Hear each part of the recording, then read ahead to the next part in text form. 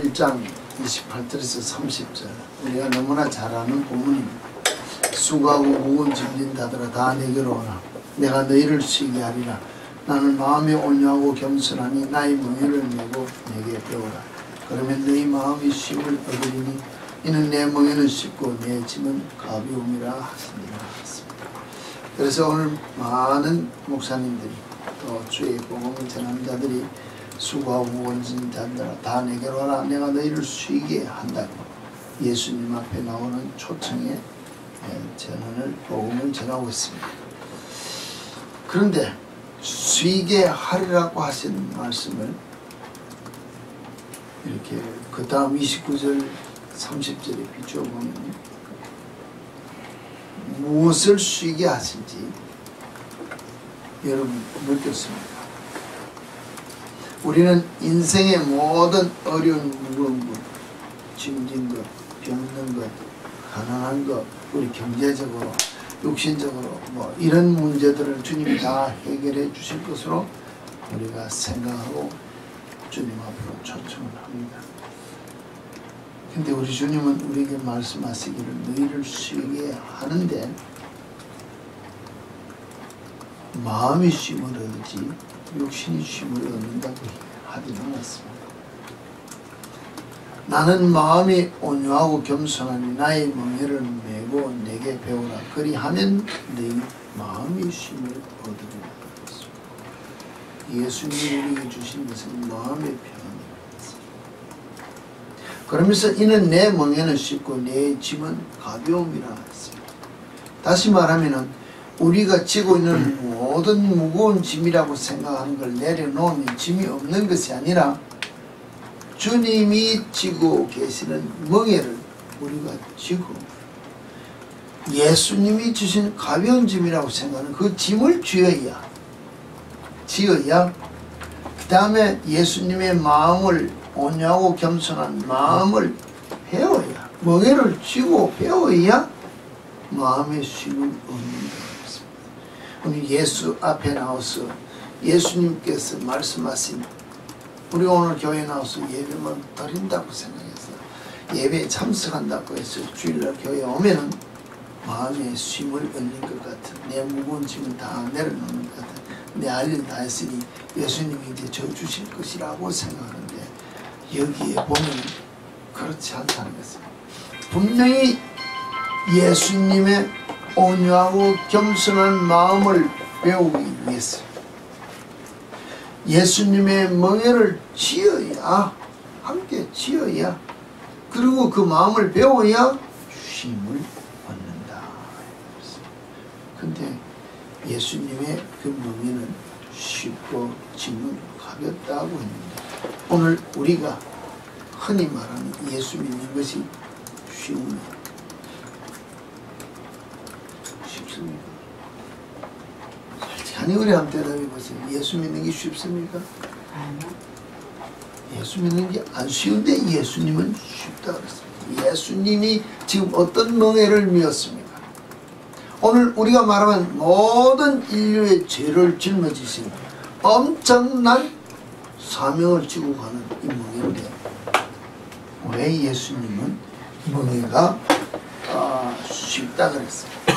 그리고 또 짐이 가볍다 그랬습니다. 이해가 되느냐는 것입니다.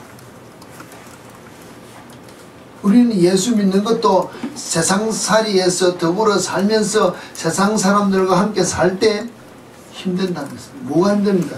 예수 때문에 당하는 내 생활에 뭐랄까 내가 자제해야 될까 절제해야 될까 내가 그들과 동화되지 못하는 삶을 내가 알기 때문에 그들과 함께 동화되면 우리가 뭐 흔하게 말하면 술 먹고 담배 피우고 또 그들과 함께 낄낄거리고 웃고 다니고 세상 사람들과 구별된 것이 전혀 없이 함께 살면은 뭐 쉽지요.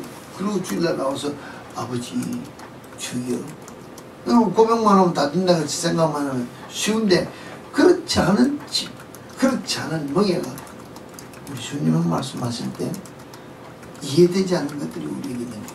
이건 빼버린다는 것입니다.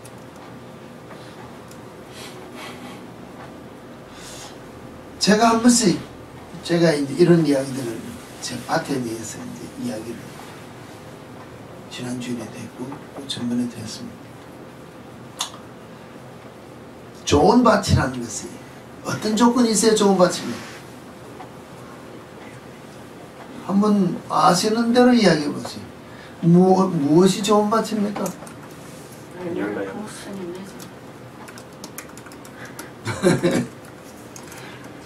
우리가 밭에 대해서 이제 뭐 열매가 풍성히 맺히면 좋은 밭이라는데, 그럼 좋은 밭이 되기 위해서 갖춰야 될 조건들이 있다는 것입니다. 그냥 좋은 밭입니까? 와, 우리가 땅이 평지처럼 잘 고르게 이렇게 경지를 해놨다, 전전해놓고 땅을 고르게 잘 해놨기 때문에 좋은 밭입니까? 땅이 평평하게 고르다고 좋은 밭이라 안 한다는 것입니다.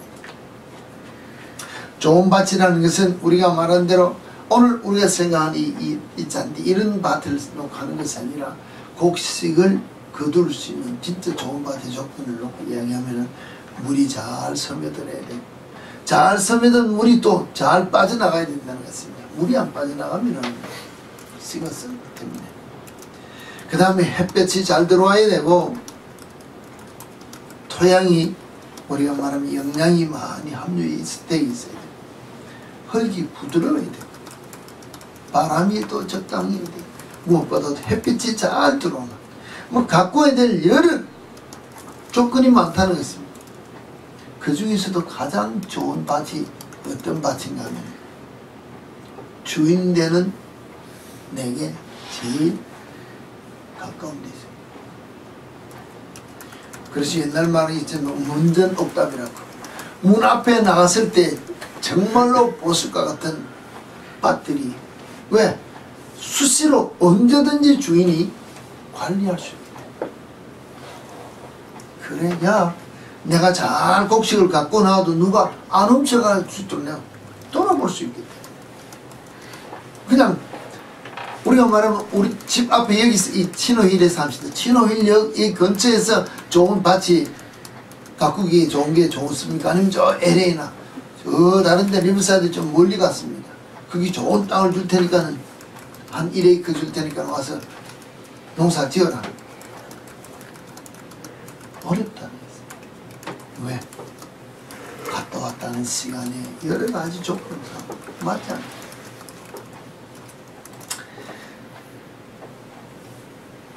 이런 좋은 땅, 좋은 조건을 다 갖추어도 농부가 한 해 추수를 하고 난 다음에 그 다음에 풍성한 열매가 맺혔다고 해서 그냥 내버려두면 좋은 밭이 되느냐. 그것도 아니라는 것입니다. 농사를 마치고 나면 다음에 농사를 위해 수고하는 손길을 거두지 아니하고 그 좋은 밭을 가꾸기 위해서 열심으로 또 걸음도가 다 버려야 되고 땅도 뒤집어야 되고 할 일이 많다는 것입니다. 좋은 밭이라고 해서 그냥 공짜로 하늘에서 뚝 떨어진 것처럼 돈만 주고 산다고 해서 되는 것이 아니라는 것입니다. 자, 그러면 좋은 밭의 특징이 이제 다 갖추었습니다.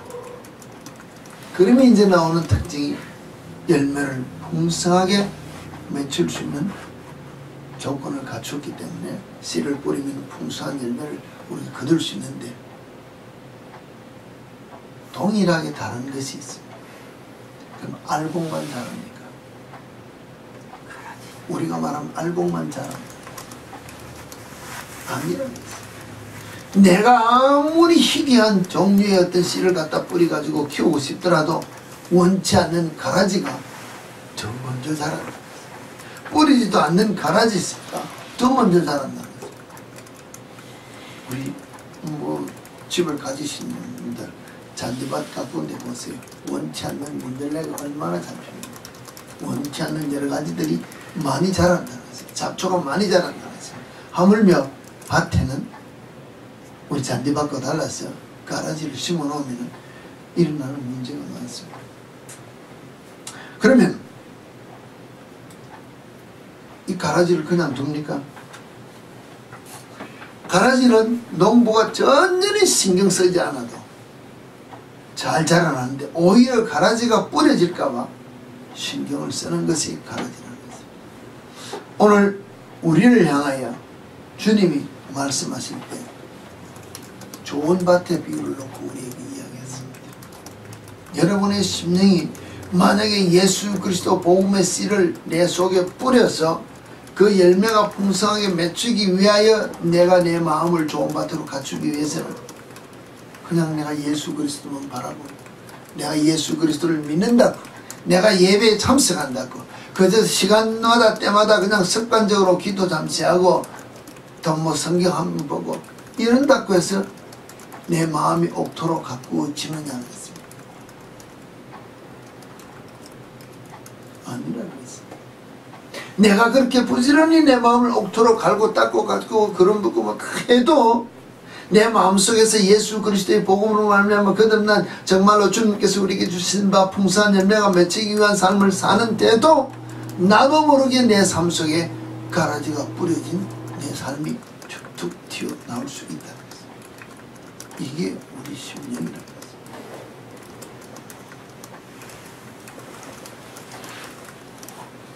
이와 같이 옥토를 가꾸기 위해서도 부지런히 열심히 가꾸어야 되는 우리 삶 속에서 우리가 이 복음을 놓고 예수 그리스도를 비춰볼 때 정말로 예수께서 말씀하신 것처럼 우리의 무거운 짐을 진 것에 쉼을 얻으려면 예수의 마음을 배워야 하는데 가장 잘 걸려 넘어지는 것이 우리의 생각이라는 것입니다. 예수의 마음을 배우려고 우리가 거기에 포커스 중심을 두고 뭐랄까 따라가고자 주의 말씀에 순종하고자 주님 앞에 엎드리면은 이 우리의 생각으로 나타나는 모든 것이 우리 삶 속에서 무엇으로 가라지 같은 것이 툭 튀어나와서 방해를 하는가 하면은 우리 말이 가라지같이 우리 심령 속에 잘 뿌려진다.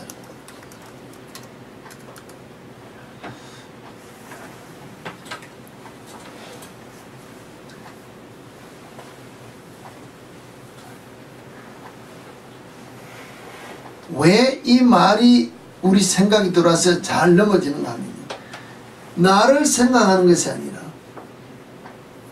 나를 생각함이 아니라 예수님의 생각을 해서 우리가 하는 말이라도 내가 나를 위해서 내 자랑하고 내가 잘났다고 하고 내가 뭘 나타나는 것이 아니라 내가 예수하고 예수를 위해서 생각하는 말을 할지라도 그것이 올무가 되어 씨엠에 드는 생각이요 말이 될 때가 많다는 것입니다. 그렇기 때문에 말이 위험할 때가 많다는 것입니다. 왜 그런가 하면 말은 예수의 핑계를 하지만 중심이 내 생각, 내 중심으로 던져지는 말이 되고 생각이 되면 아무리 예수를 위해 드린 고백이라 할지라도 올무가 된다는 것입니다. 그게 뭡니까? 늘 이야기했지만 오늘 우리가 이 431장 내 주의 뜻대로 행하시옵소서 찬송했습니다. 온몸과 영혼을 다 주께 드렸던 이 세상 고락관 주인 되시고 날 주관하셔서 주 뜻대로 하라고 고백하며 찬양 드렸습니다. 또 오나우스 찬양할 때 내 기도하는 그 시간 가장 기쁘고 즐겁다 그랬습니다. 정말 여러분 고백한 그대로의 삶이 우리 속에 나타나느냐는 것입니다. 정말로 기도하는 시간이 여러분 중에 제일 기쁘고 즐겁습니까?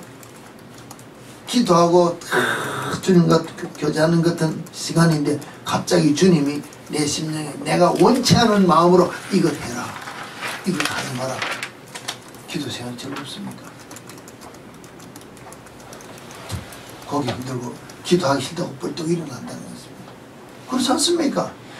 주여 하고 엎드렸을 때 내가 네게 뭐 네가 원하는 거 다 주마 이루어주마 이러면 기쁘고 즐겁고 주님과 더불어 계속 더 있고 싶을지 몰라도 내가 지금 마음에 불편한 것을 풀기 위해서 막 엎드려 기도하는데 하지 마라 하라 뭐 이렇고 내게 불편한 대답이 온다고 생각하면 기도 시간만큼 내게 내 마음을 불편할 때가 없는데 우리는 내 기도하는 시간 그때 가장 즐겁다고 찬양을 한다면은 입술의 말이 올무가 돼서 내 영혼을 잠식시켜 죄 가운데로 이끌고 왜? 언행이 일치가 되지 않기 때문에 하나님은 우리 중심을 보신다고 했는데 내 중심이 벌써 말하고는 다르기 때문에 죄가 된다는 것을 우리는 생각하지 않는다는 것입니다.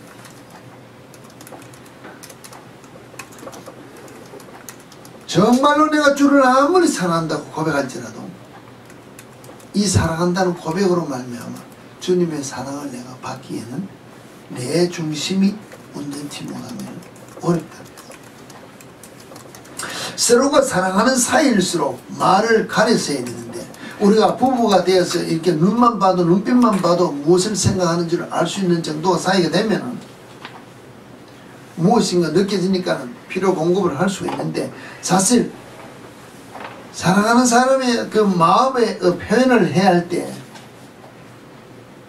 내 마음의 표현을 뭡니까? 다 하는 것이 아니라 자제하면서 상대가 편할 수 있는 것을 우리가 표현할 때가 많다는 것입니다.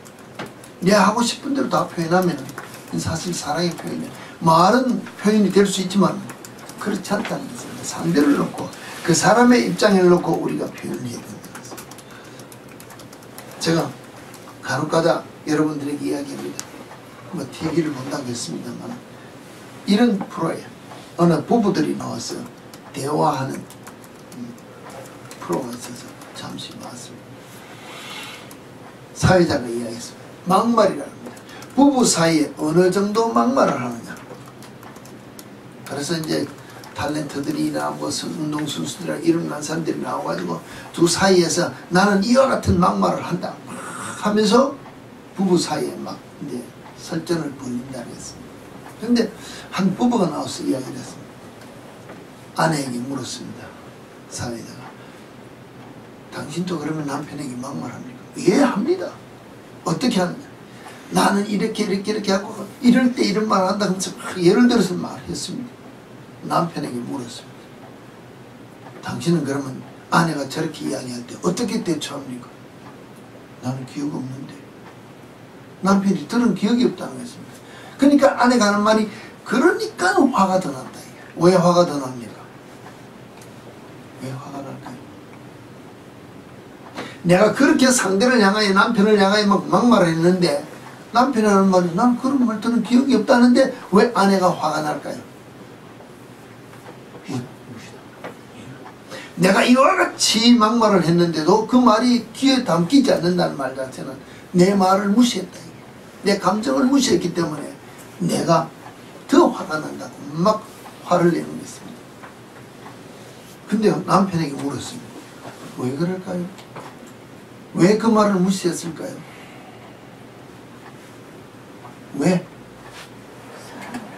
네? 사랑이란 자라난 환경이 매일 그와 같은 말들을 들으면서 자랐기 때문에 그 말은 내게 상처가 되지 않는다. 온갖 삶 속에서 일어나는 그 말은 우리가 말하면 쌍말은 내가 잘 어릴 때부터 들었기 때문에 그게 뭐 내게 상처될 일이 있냐.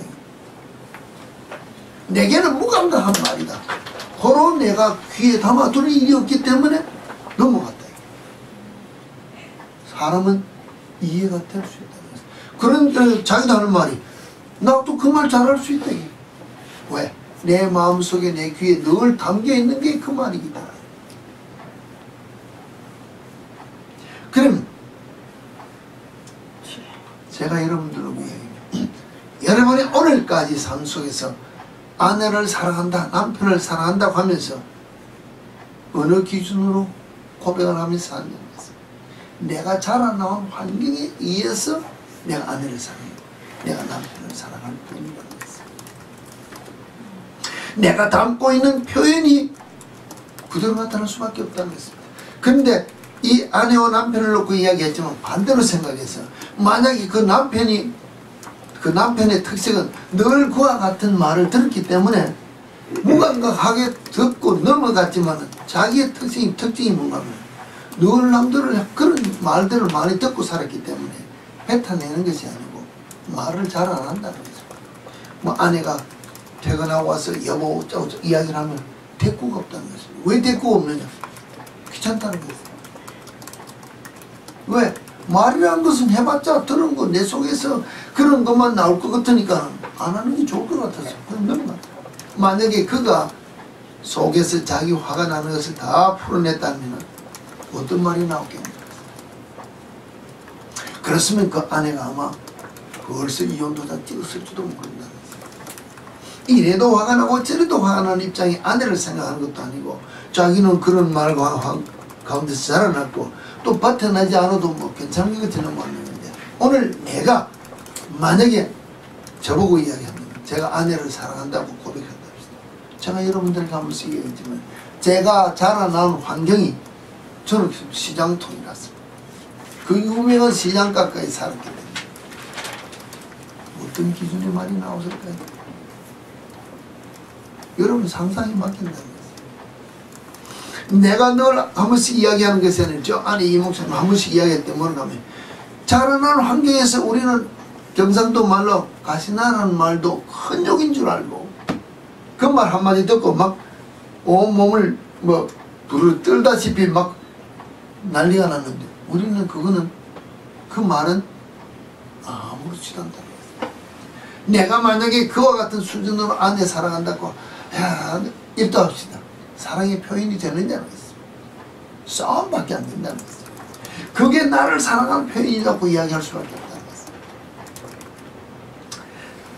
제가 왜 이 이야기를 두서없이 이야기하는 겁니다. 내가 예수 앞에 나와서 예수를 향하여 사랑한다는 말을 고백했다 합시다.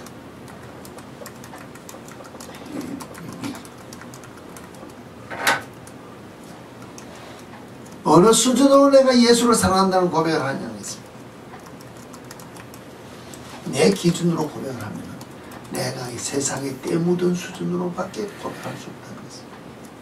정말로 예수 안에서 거듭나서 예수의 피로 거듭나서 새로운 옷을 입고 주 앞에 서서 그 심령으로 주를 사랑한다는 고백을 해야 되는데 그렇지 않은 고백을 우리가 한다면 그 고백이 주님 앞에 온전한 고백으로 드려지는 고백이 될 것 같으냐 말하면은 내가 내 수준으로서 둘이 한 몸이 되어서 변화되어 예수 중심으로 그리스도의 사랑으로 하나 된 심령으로 아내를 사랑한다 남편을 사랑한다는 사랑의 고백이 안 나오고 내 삶 속에서 거듭나지 못한 그 옛 습성을 가지고 아내를 향하여 사랑을 고백을 하든지 남편을 위해 사랑을 고백을 하더라도 온전한 고백이 나오지 못하는 모습이 우리 속에 있다는 것을 전제하고 이야기한다면 우리가 예수 앞에 나와서 주를 사랑한다는 고백이 어떤 심령으로 주를 향하여 고백할 수 있는 심령이 되어야 되느냐 예수 심령으로 거듭나지 않냐고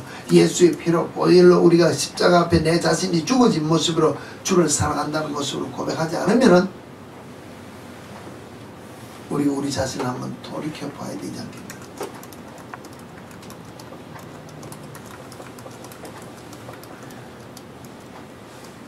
정말로 우리가 내 수준에서 벗어나지 못하는 모습으로 사람 사이에서도 대화하는 것을 통하여 내가 내 자신을 드러낸다고 이야기하는데 우리는 내가 아무리 내가 내 자신을 봐도 내가 나를 볼 때는 100%는 100%. 내만한 사람 어디 있냐 그래서 내가 나 혼자 서서 가만히 내 자신을 보면 머리부터 발끝까지 다 100%라는 것입니다. 그런데 눈을 떠서 딱 아내를 본다든지 눈을 떠서 아이를 보고 눈을 떠서 이웃을 보는 순간에 그때부터 비교의식이 나오면 내가 더 클 수도 있고 더 작아질 수도 있고 비교합니다. 그럼 내가 내 자신이 제구로 내 자신을 만족해 하는 이 교만을 가지고 직설적으로 말하면 교만이지 않습니까? 이것 가지고 상대를 향하여 대화를 하면 상대의 말에 귀 기울일 이유가 없다는 것입니다. 내 하고 싶은 말만 다 드러내놓고 속 시원히 이야기 나오고 나면은 그 다음에 들을 이유가 없으니까 끝났다 가자.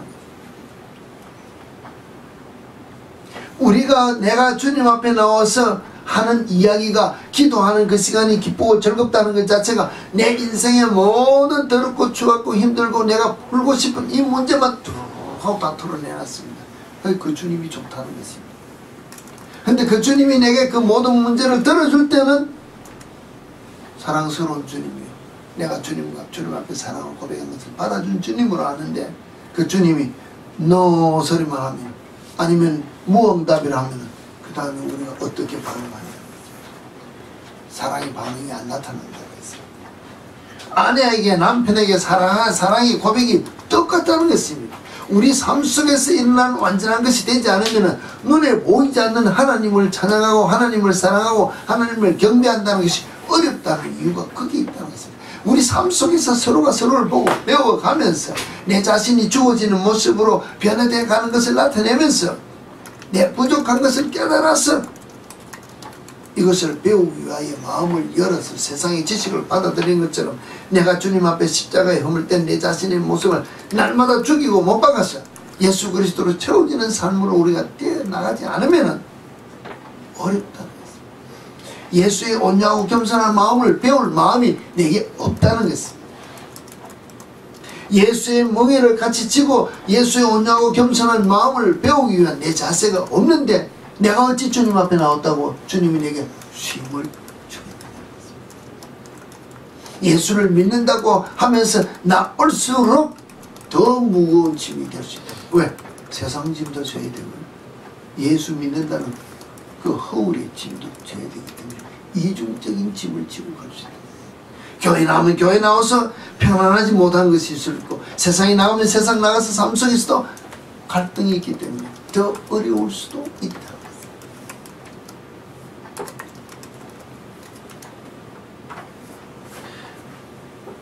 세상 살아가면서도 내가 아내와 더불어 가정에서도 내 중심에 어떤 생각이 들어올 때 모든 것들의 문제가 시작이 발단이 된다고 이야기했습니다.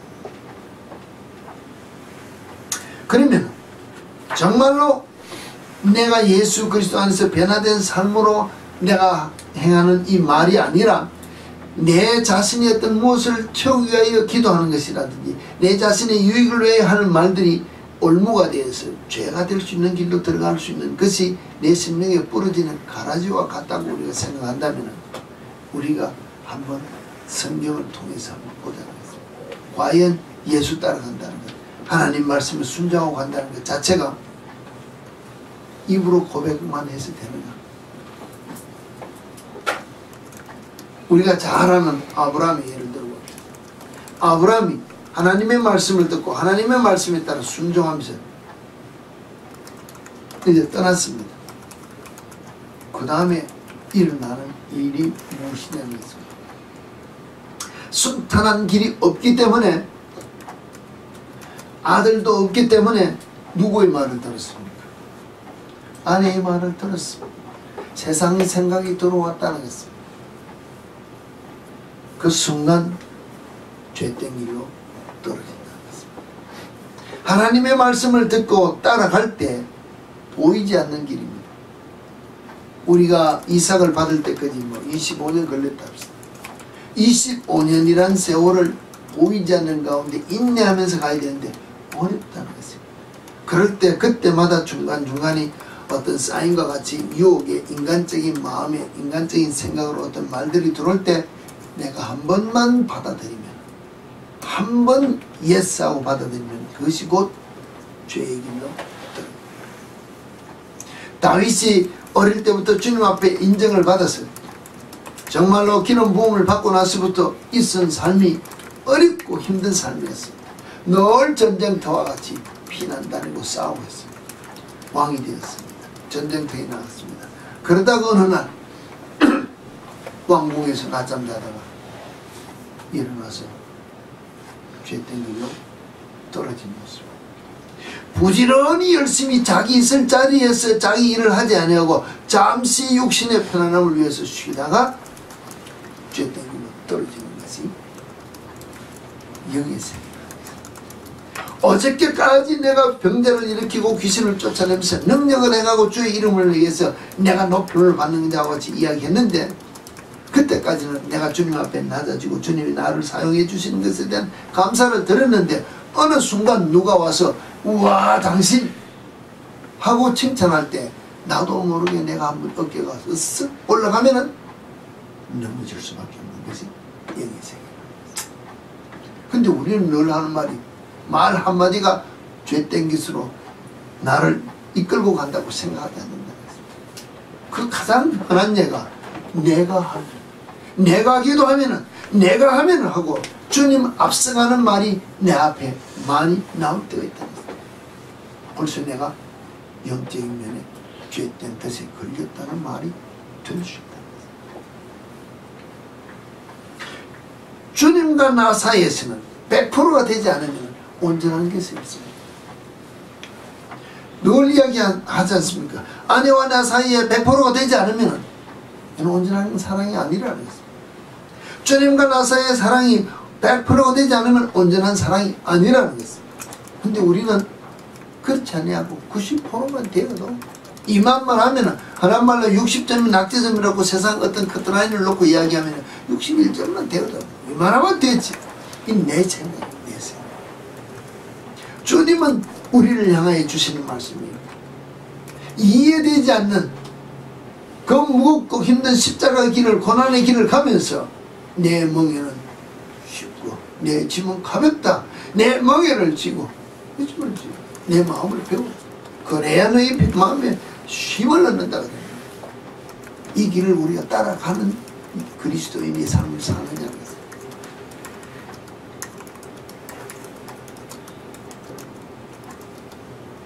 구약에만 그런 것이 아니고 흔한 말로 신약에 예수의 종 가룟 유다를 보십니다. 3년 반 동안 열심히 따라다녔습니다.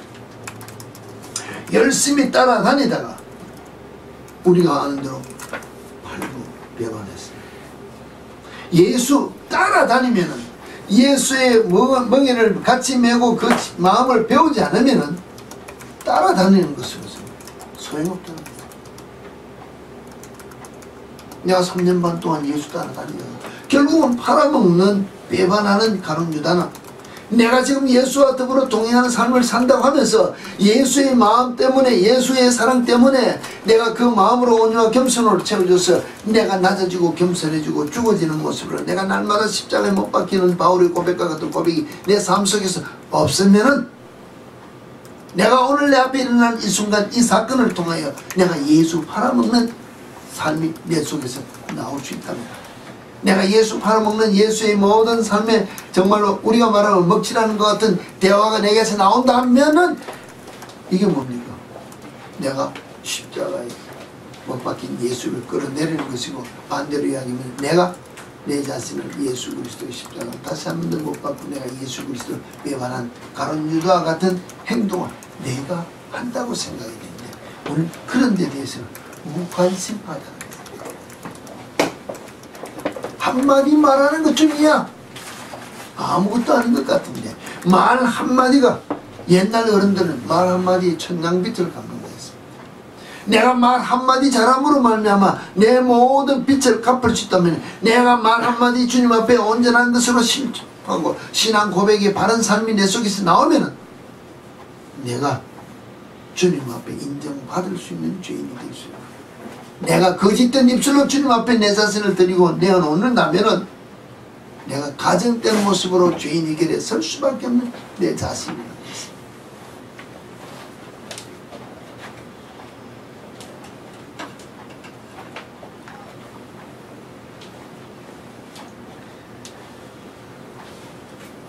전쟁을 열심히 따라다니는 다윗이 있어야 될 자리에서 있지 아니하고 죄가 된 일을 놓고 우리가 이야기했다면 한순간이라도 우리가 깨어있지 않으면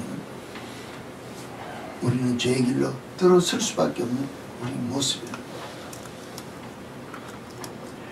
이 말씀을 놓고 이야기해보면 말 한마디가 얼마나 중요하다는 것을 내가 이야기한다면, 마태복음 16장 21절에서 26절 사이에 보면은 예수께서 이제 뭡니까? 자기가 그리스도로 자기가 예루살렘 올라가 장로들과 대제사장들과 서기관들에게 많은 고난을 받고 죽임을 당하고 제3일에 살아날 것을 제자들에게 비로소 나타내시느니라고 기록되어 있습니다. 자기의 당할 일을 하자마자 베드로가 많은 말이 뭡니까? 예수를 붙들고 항변하여 이르되 주여 그리마옵소서. 이 일이 결코 주께 미치지 아니하리라. 예수가 당할 고난을 놓고 예수가 제자들에게 이야기할 때 이 일이 결코 당하지 않아요. 내가 죽어도 주를 위하여 죽고 내가 주를 우리가 예수를 보호할 테니까 주님을 보호할 때는 이런 일이 있을 수 없다고. 얼마나 주님을 사랑하는 고백입니까? 이보다 더한 고백을 여러분이 할 수 있습니까? 내가 주님을 대신해서 온몸으로 예수님을 막을 수 이 고백을 할 수 있는 여러분이냐. 정말로 예수를 사랑하는 고백입니다. 그런데 예수께서 돌이키시며 베드로에게 이르시되 사탄아 내 뒤로 물러가라.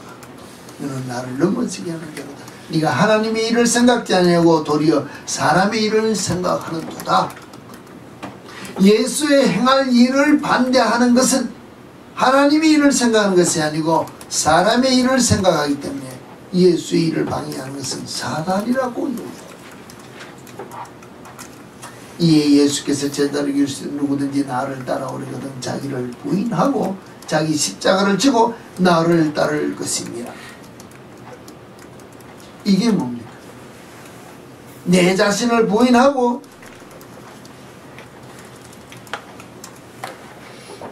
내게 자기 십자가를 지고 예수를 따라가는 것이 오늘 주님이 말씀하신 주님의 십자가를 지고 가는 그 멍에 우리가 동참하는 멍에는 이것이 예수를 따라가는 자세로서의 기본적인 게 갖춰져야 예수의 마음을 배울 수 있는다. 그렇지 아니하고 내 생각에는 예수님 이거 하면 안 됩니다. 내 생각에는 예수님 저리로 가야 됩니다. 내 생각에는 주님 이거 해야 됩니다. 내 생각에 오늘 이 시대는 이와 같이 오늘 이 시대는 이와 같이 하면서 우리는 세대에 맞춰서 문화에 따라서 주의 말씀을 변형시켜서 교회에 자꾸 적응시킨다는 것이 우리는 한번 생각해 보아야 되지 않겠냐는 것입니다. 주님은 진리는 하나님은 우리가 말하는 예수님은 주의 말씀은 불변이라고 그랬습니다. 불변이라는 말은 건 변하지 않기 때문에 우리 세상 문화가 아무리 바뀌어도 주의 말씀을 바뀌어서 우리에게 적용할 수는 없다는 것입니다. 우리가 주의 말씀에 적용되어지기 위해 우리가 바뀌어가 주님 앞에 나가야 되지. 우리는 세상의 것을 주님 앞으로 끌어들이면서 주님을 바꾸어서 교회가 바뀌어 가야 된다. 세상 문화에 맞아야 된다. 세상 무엇에 맞춰야 된다고 하면서 바꾸어 간다.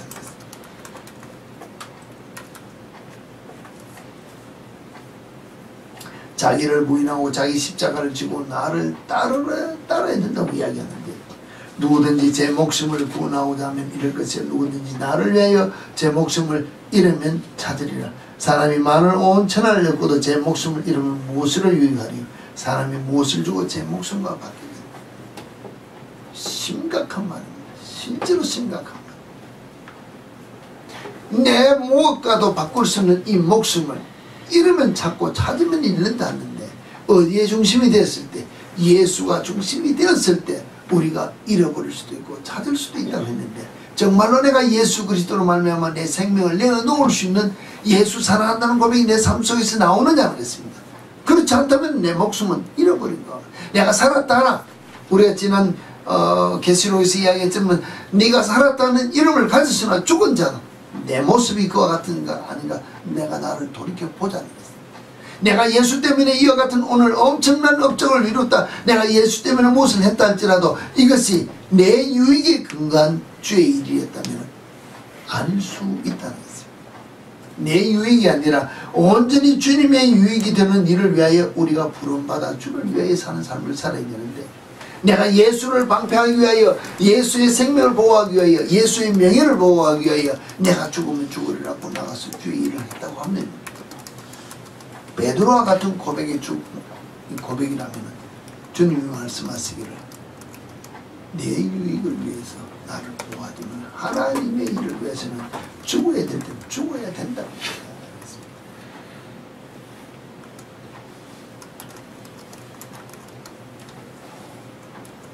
왜 이와 같은 것들이 우리에게 가장 중요하게 나타나는 거야?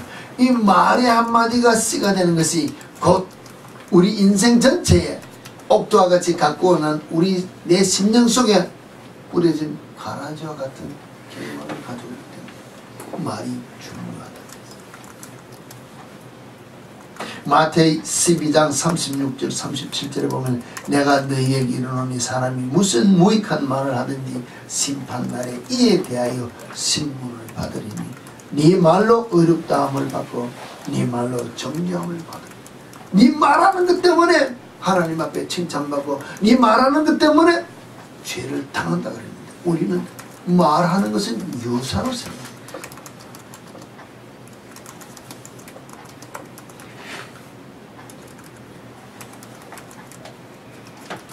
가게에 흐르는 저주에 대한 그 모든 그걸 놓고 이야기를 하면서 칼빈이 정의한 것을 누가 이야기를 했습니까? 지금 기억나기는 그 이야기하기 어느 신학자가 이제 지금 제가 잘 확실하게는 모르겠습니다. 다음 이야기하겠습니다. 그 내용 중에 하나가 이런 게 있습니다. 그냥 사람에게는 말을 하되 성경이 우리에게 하는 말은 축복의 말만 하지 저주의 말할 권한은 없다. 예수님이 말씀하시기를 너희가 어디든지 들어가서 복을 빌라 그런 받을 만하면 받고 뭐 좀 되돌아올 것이다 그 이야기 없지. 저주하는 말은 없었기 때문에 그냥 내가 그냥 남을 향하여 저주하는 말은 그냥 흑음을 맴돌다 말은 그냥 아무런 헛말이기 때문에 그 말은 열매가 없다. 축복만 하라는 식으로 결론을 내고 말하는 그 리포트를 제가 지난 주간에 읽었습니다. 과연 그럴까요? 그렇다면 우리가 우리 자녀를 위하여 우리가 이웃을 위하여 행한 말을 우리가 다시 한번 돌이켜보라는 거죠.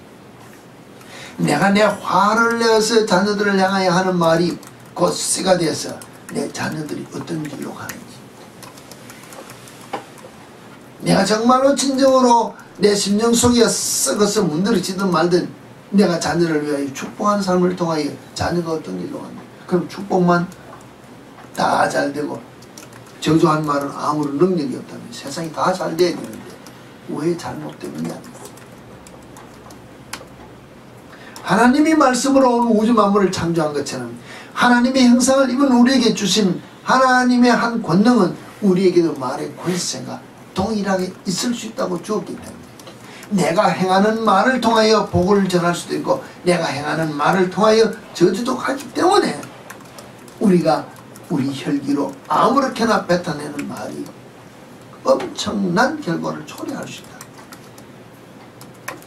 제가 내가 자라나는 환경, 내 환경에서 내가 내 기준이 될 때는 아무렇지도 않은 말인데 상대에게는 큰 데미지를 줄 수 있고 또 상대가 아무리 큰 데미지를 주는 말을 하더라도 내가 그 같은 환경에 자라서 그 말이 내게 아무렇지도 않은 모습을 이야기했다면 내가 내 자신을 주님 앞에 세워놓고 한번 돌이켜보자는 것입니다. 내가 나를 볼 때 정말로 오늘까지 내가 살아온 삶 속에서 왜 내 삶 속에서 이와 같은 말들이 그냥 무감각하게 나올까? 근데 이 말로 말미암아 내 앞에 내가 늘 던졌던 말을 들었던 상대들이 얼마만큼 심령에 상한 심령으로 그들에게 못 박힌 말들이 되었을까? 돌이켜봐야 된다. 왜? 그래야 내 입에서 회개의 말이 나올 수 있고 그래야 내가 내 자신을 보아야 주님께서 말씀하신 대로 네 말로 의롭다함을 받고 네 말로 정죄함을 받으리니 우리가 행한 그 말로 말미암아 무익한 말하든지 유익한 말하든지 그 말한 그대로 심판날에 대하여 신문을 받을 때가 있다는 것을 알게 된다면 지금 내가 주님 앞에 서기 전에 내가 빨리 회개해야 된다는 것입니다. 왜 이 말을 여러분들에게 하는 성경이 아무리 우리에게 말하고 있어도 우리는 내가 중심이 되어 내 생각대로 내 감정대로 내가 충실하게 반응하고 행동한다는 것입니다. 성경을 하지 말아 그러더라도 내 감정이 하고 싶으면 하고 성경이 아무리 하라 해도 내 기분에 들지 않으면 안 하는 것은 내 감정에 충실한 삶을 산다는 것입니다. 주님이 어디 계시냐는 말입니다. 주의 말씀이 어디 있냐는 말입니다. 우리는 남을 비판하고 판단하는 거 잘하고 남을 정죄하는 거 잘하고 이러 있습니다. 그러나 그것이 내게 유익이 되지 못하는 것이라면 우리가 절제하면서 자제하면서 끊어야 돼요. 내가 바뀌어야 된다는 것입니다. 밭의 일을 이야기하면서 내가 옥토로 가꾸기 위해서 내가 갖춰야 될 많은 조건을 위하여 내가 열심으로 내가 내 마음을 가꾸는 훈련이 내게도 있어야 됩니다. 내게 뿌려진 그 알곡과 같은 주의 복음의 말씀이 정말로 생명의 말씀이 내게 열매 맺기 위하여 내 심령 속에 뿌려지는 가라지를 내가 정말로 정신 차리고 걷어내야 된다는 것입니다. 걷어내지 않으면 그 씨가 자라서 뿌리가 깊을수록 뽑아내기가 어렵다는 거죠. 그냥 그것만 빠지는 것이 아니고 옆에 알곡도 같이 상해서 빠져나오는 것이 우리가 반일을 해보면 알 수 있는 문제입니다. 이런저런 모든 비유의 이야기가 결론은 예수 그리스도를 믿는 우리 삶이 사실은 쉽지 않다. 어려워. 말 한마디 생각 하나 분분초초 우리를 향해 스쳐가는 이것이 내가 깨어있지 않으면 순간적으로 죄로 떨어질 수밖에 없는 우리 모습이다. 그럴 때 온유하고 겸손한 주의 음성을 우리가 주의 마음을 배우려고 한다면 정말로 주님의 멍에를 메고 내게 배우라. 그러면 내 마음이 쉼을 얻으라. 우리 마음의 쉼을 얻기 위한다면 예수의 멍에를 메야 된다. 예수의 멍에를 메어 봐야 정말로 예수의 짐이 가벼운 것인지 쉬운 것인지 느끼지. 우리가 볼 때는 십자가에 그 주님이 가진 모든 행한 삶의 그 멍에를 보면 못한다는 것입니다. 우리의 참빛교회 성도 여러분, 정말로 여러분의 무거운 짐, 세상의 모든 무거운 짐을 지었습니까? 주님 앞에 나와서 쉼을 얻기를 원해 나오신 여러분들, 이 조건에 충족된 삶을 사시길 바랍니다. 예수님의 온유하고 겸손한 그 마음을 배워야 예수님과 동행할 수 있다는 것입니다. 부딪히지 않는다는 것입니다. 우리가 지금 마음이 통한다는 말 자체는 부딪히는 것이 없다는 것입니다. 그렇지 않습니까? 친구분이나 같이 누구 와서 대화를 할 때 마음에 거리낌이 없고 부담이 없다는 말 자체는 부딪히는 게 한 마음이라는 것입니다. 내가 주님 앞에 나와서 주님과 내가 한 마음이 될 수 있다는 것 자체는 내가 주님의 온유하고 겸손한 마음을 배우고 그 마음을 내 속에 채워야 내가 주님과 나와의 거리낌이 없다. 내가 세상에 나가서 살더라도 주님의 마음을 소유했기 때문에 세상 일이 내게 어려움으로 느껴지지 않을 수도. 왜? 주님이 세상을 이기셨기 때문에. 우리도 세상을 이길 힘이 주 안에서 갖춰지기 때문에 이 마음을 우리가 소유해야 된다.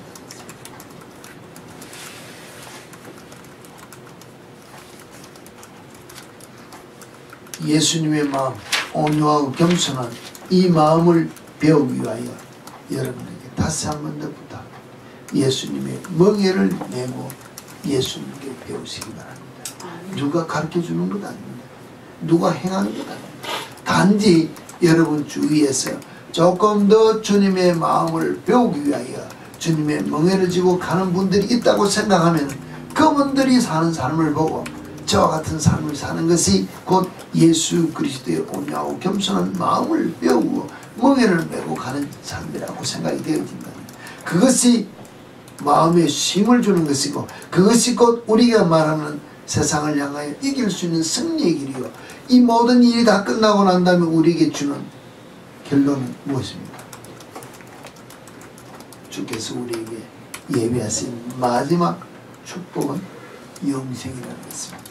생명의 멸류관이라는 것입니다.